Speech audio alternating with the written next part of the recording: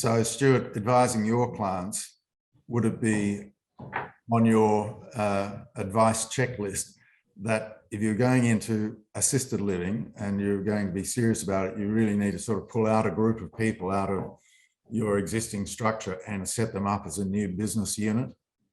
I would suggest absolutely, and be prepared for the investment. You can, Byron's talking there, and I'm crunching numbers. The cost of that up front to really set aside to put the energy in it that it deserves, and to make it happen. And I don't think you could, grab a couple of team members who are already trying to manage a portfolio of, residential aged care or a home care base or a business development manager or something. You need that core focus to make it happen, because I've seen failures, in whether it's trying to do this or trying to start a new build, but the new build's going to have lots of new things. People get focused on that and want to go and spend time on the new things, and what your existing business can fall away pretty quickly. The summary there and the big learning for me is that it's being willing to invest in call it the back office, but call it the startup of it all.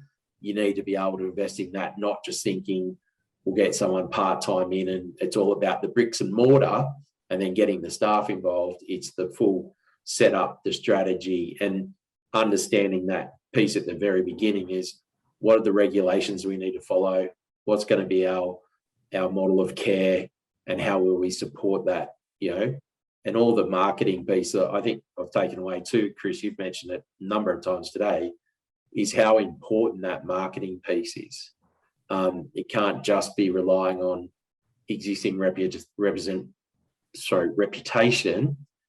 It's we're marketing something new, and if you don't fill it up, and Byron will know this, if the units don't get filled up, the beds don't get full, you mean strike pretty quickly. Can I add to that as well? Sure, it's very easy to look at what this thing's going to cost, and existing businesses, to people I think would be more of an incremental spend than us starting literally from scratch and pulling things in.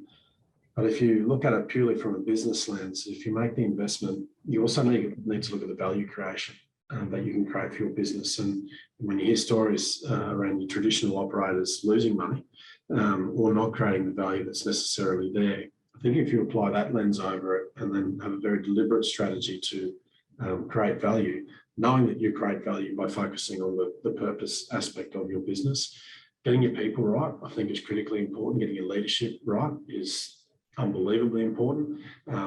Then getting your strategy right, and your strategy has to start with your consumer and then deliver what they want, and then have that one team approach. So get rid of the silos. We have one sales and marketing team. We don't have a sales team, we don't have a marketing team.